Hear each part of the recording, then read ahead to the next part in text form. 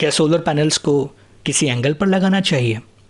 जी हाँ, solar panels को छत पर बिठाने के लिए आपको अपने मॉड्यूल्स को सूरज के 90 डिग्री यानी कि परपेंडिकुलर रखना चाहिए, जिससे कि वो पूरे दिन मैक्सिमम विजिबल रेडिएशंस को गेन कर सकें। और ऐसा करने के लिए आपको अपने मॉड्यूल्स को साइड के लैटिट्यूड के एंगल पे रखना पड़ेगा। इसी को टिल्ट एंगल कहा जाता है। सोलर पैनल्स को टिल्ट एंगल पर कैसे इंस्टॉल करें?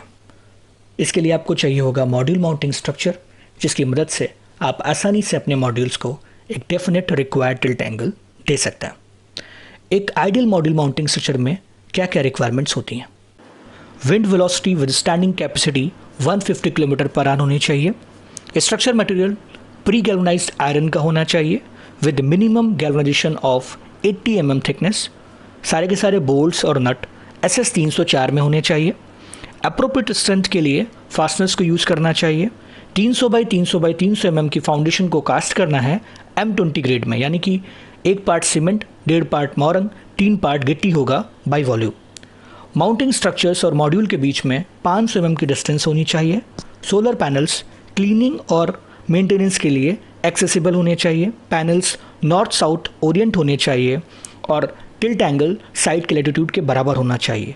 टोटल लोड स्ट्रक्चर का मॉड्यूल्स के साथ 60 kg पर मीटर स्क्वायर से ज़्यादा नहीं होना चाहिए। एक सोलर मॉड्यूल माउंटिंग स्ट्रक्चर के कंपोनेंट्स क्या होते हैं?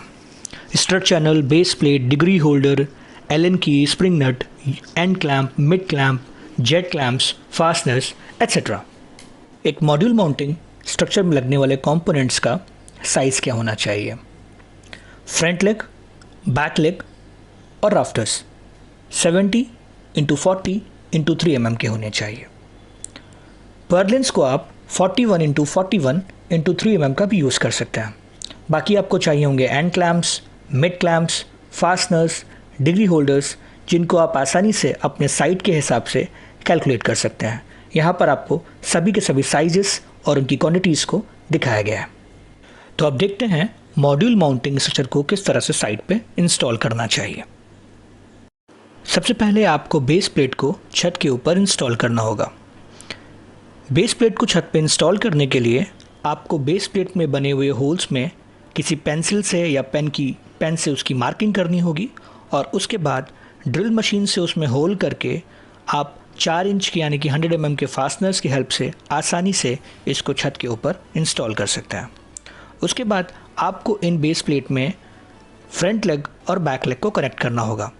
इसको करने के लिए आप फ्रंट लेग और बैक लेग को बेस प्लेट पे नट बोल्ट की हेल्प से आसानी से कनेक्ट कर सकते हैं। इस तरह से आपके फ्रंट लेग और बैक लेग बेस प्लेट से आसानी से कनेक्ट हो जाएंगे।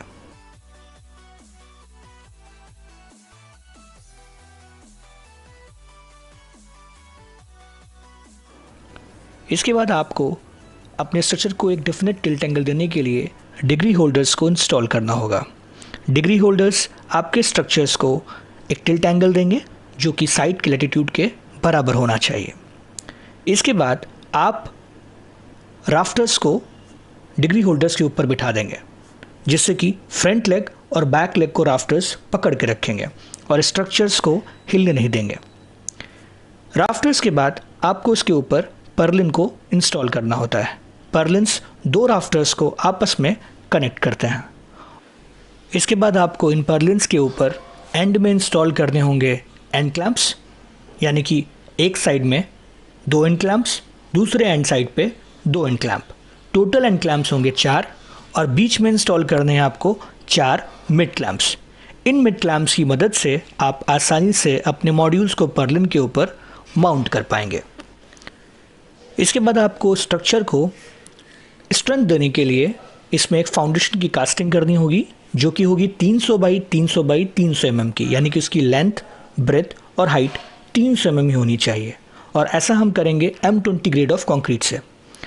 M20 ग्रेड ऑफ कंक्रीट में क्या होता है कि उसमें 1 पार्ट सीमेंट होता है, 1.5 पार्ट मोरंग होता है और 3 पार्ट गिट्टी होता है बाई वॉल्यूमेट्रिक रेशियो। और इसके बाद पर्लिन पे लगे हुए एंड क्लैंप्स और मिड क्लैंप की मदद से आप आसानी से दोनों एंड मॉड्यूल्स को और बीच के मिड मॉड्यूल को भी इंस्टॉल कर सकते हैं। इस तरह से आपने देखा कि आप आसानी से अपने मॉड्यूल्स को एक टिल्ट एंगल दे सकते हैं स्ट्रक्चर की मदद से, और ये टिल्ट एंगल आपके साइड के लैटिट्यूड के बराबर ही होना चाहिए।